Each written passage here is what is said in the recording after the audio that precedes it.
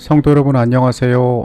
말씀과 함께하는 성경 통독 해설 시간입니다. 우리는 이 땅에서 살아가는 존재들입니다. 세상 안에서 머물고 있는 사람들입니다. 하나님께서 우리를 거룩한 백성으로 부르셨지만은 우리의 주변의 모든 여건들은 하나도 달라진 것이 없는 것처럼 보입니다. 바뀌지 않는 환경 가운데서 어떻게 우리는 거룩하게 구별되게 살아갈 수 있을까요? 예수님께서 그 모본을 보여주시기 위하여 이 땅에 오셨습니다. 그리고 우리에게 말씀이 베풀어져 있고 성령께서도 우리를 도우신다고 약속하셨습니다. 말씀을 읽는 일에 함께 하시는 모든 분들은 시간과 또 마음을 구별해서 거룩한 삶을 위하여 애쓰고 있는 분들이라고 생각합니다. 우리가 말씀을 열 때마다 그 간절함이 하늘에 닿아서 우리로 하여금 하나님께서 거룩하게 구별하시기를 간절히 바라겠습니다. 내일 우리가 읽을 성경의 범위는 고린도전서 7장에서 9장까지의 말씀입니다. 고린도전서 7장부터 9장까지의 말씀은 고린도 교회 교인들이 바울에게 보낸 편지 가운데 있던 질문들에 대한 바울의 답변이 줄을 이루고 있습니다. 고린도전서 7장의 말씀으로 갑니다. 너희가 쓴 문제에 대하여 말하면 남자가 여자를 가까이 아니함이 좋으나 음행을 피하기 위하여 남자마다 자기 아내를 두고 여자마다 자기 남편을 두라. 남편은 그 아내에 대한 의무를 다하고 아내도 그 남편에게 그렇게 할지라. 바울은 결혼을 하는 것이 좋은데 그 이유가 음행을 피하기 위하여서라고 이야기합니다. 그리고 결혼한 부부는 서로에게 대한 의무를 충실히 이행하여야 하며 만약에 기도하기 위하여 잠시 서로 떨어져 있을 수는 있지만은 사탄에게 시험당하지 않기 위하여 다시 합해야 한다고 권면하고 있습니다. 부부라는 울타리가 가진 결혼생활 내에서의 순결함과 절제를 강조하고 있는 것입니다. 믿지 아니하는 남편이 아내로 말미암아 거룩하게 되고 믿지 아니하는 아내가 남편으로 말미암아 거룩하게 되나니 그렇지 아니하면 너희 자녀도 깨끗하지 못하니라. 그러나 이제 거룩하니라. 결혼에 대한 성경의 원칙은 이 하나님께서 맺어주신 관계를 가르지 말라는 것입니다. 바울 역시 이러한 결혼의 신성성과 하나님께서 맺어주신 관계의 무게에 대하여 강조하고 있습니다. 할례자로서 부름을 받은 자가 있느냐? 무할례자가 되지 말며 무할례자로 부르심을 받은 자가 있느냐? 할례를 받지 말라. 할례 받는 것도 아무것도 아니요 할례 받지 아니하는 것도 아무것도 아니로되 오직 하나님의 계명을 지킬 따름이니라. 각 사람은 부르심을 받은 그 부르심 그대로 지내라. 바울이 여기에서 강조하고자 하는 것은 우리가 복음을 받아들이고 하나님 안에서 살아갈 때에 지금 자신이 세상에서 가지고 있는 관계나 형편을 변화시켜서 더 나은 위치로 옮기려는 시도를 하지 말고 지금 있는 모습으로 주를 섬기라라고 이야기합니다. 그가 유대인 가운데 성장해서 할례가 있든지 이방인 가운데 성장해서 할례가 없든지 혹은 그의 신분이 어떠하든지 독신이든지 결혼했든지 그 모습 그대로 하나님을 섬기라고 이야기합니다.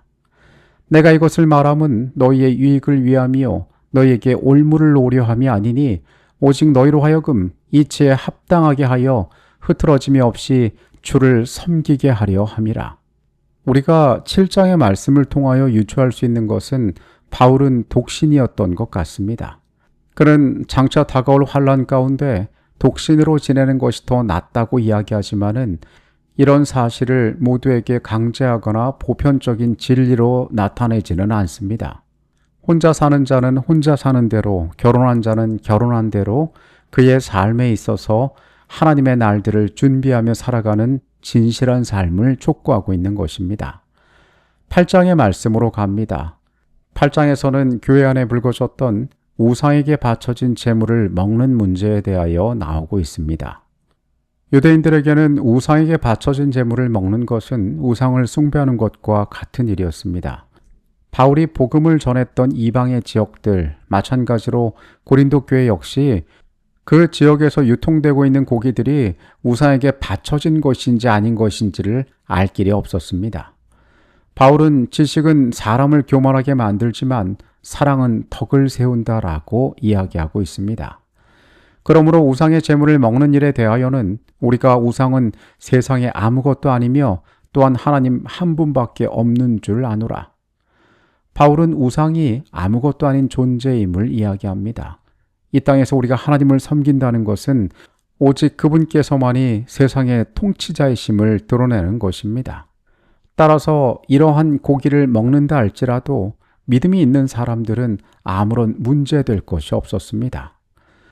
그러나 이 지식은 모든 사람에게 있는 것은 아니므로 어떤 이들은 지금까지 우상에 대한 습관이 있어 우상의 제물로 알고 먹는 고로 그들의 양심이 약하여지고 더러워지느니라.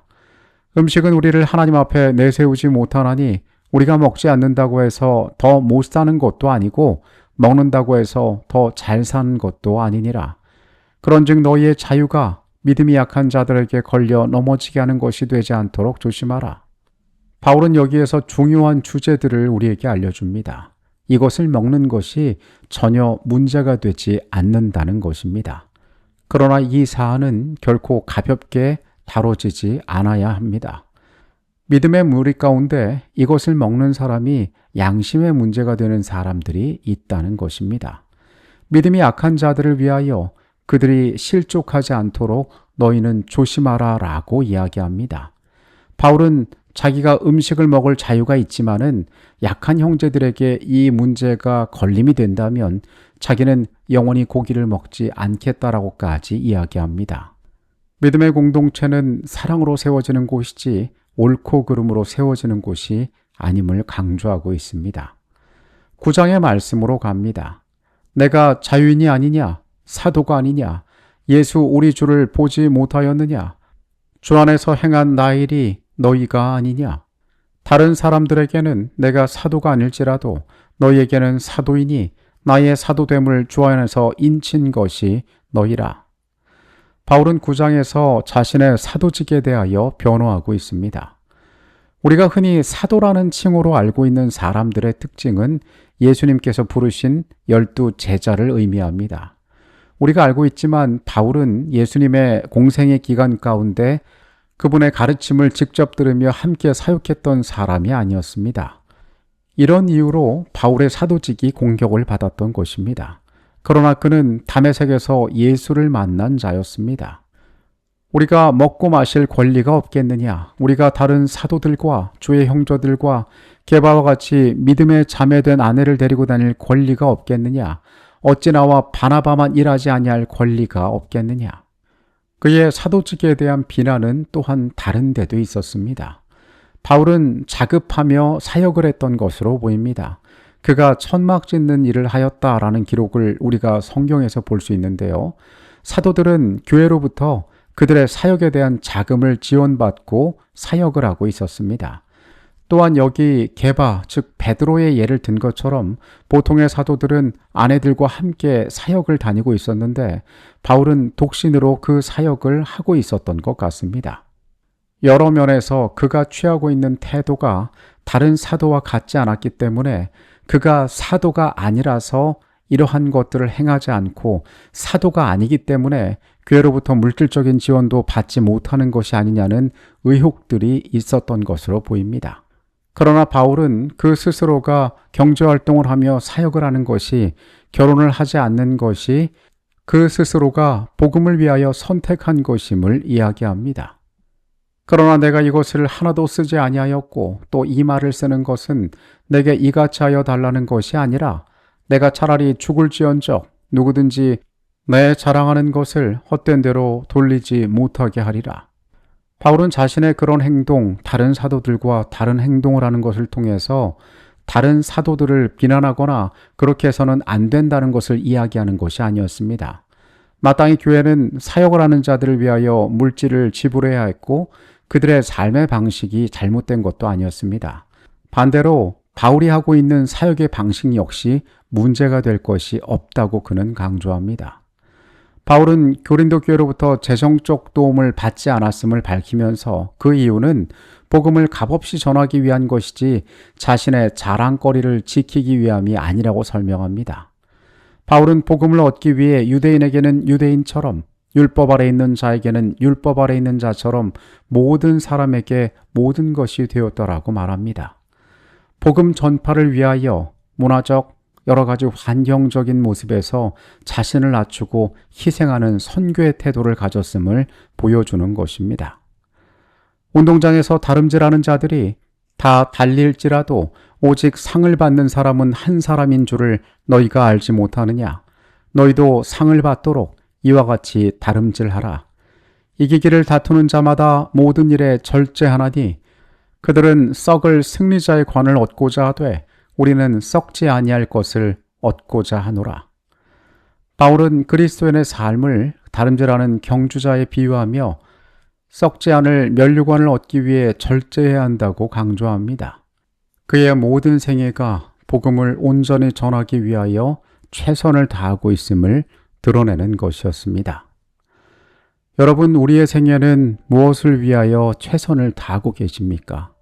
오늘도 우리는 시간을 아끼고 물질을 아끼고 더 나은 것들을 얻기 위하여 이 하루의 매 순간을 소중하게 살아가고 있습니다. 우리의 목적은 어디에 있는지 한번 돌아보게 되시기 바랍니다. 가까이에 있는 목적과 멀리 있는 목적이 있을 것입니다. 우리는 바울의 생애 가운데 그리스도를 향한, 복음을 향한 찬란한 삶이 이끄는 모습이 어떤 것인지를 보게 됩니다. 오늘 그의 생애가 우리에게 주는 영적 교훈들이 있게 되기를 바라겠습니다. 모두에게 평안한 밤이 되시기를 바라겠습니다. 내일 다시 만나겠습니다. 하나님, 우리의 삶 가운데 주님이 어떠한 분이신지를 매일 기억하고 잊지 않게 하여 주시옵소서. 이 세상에 없는 거룩한 삶으로 우리를 부르셨으니 사명에 충실한 자가 되도록 우리와 함께하여 주시옵소서. 주님의 다함없는 은혜에 다시 한번 감사드립니다. 예수 그리스도 이름으로 기도합니다. 아멘.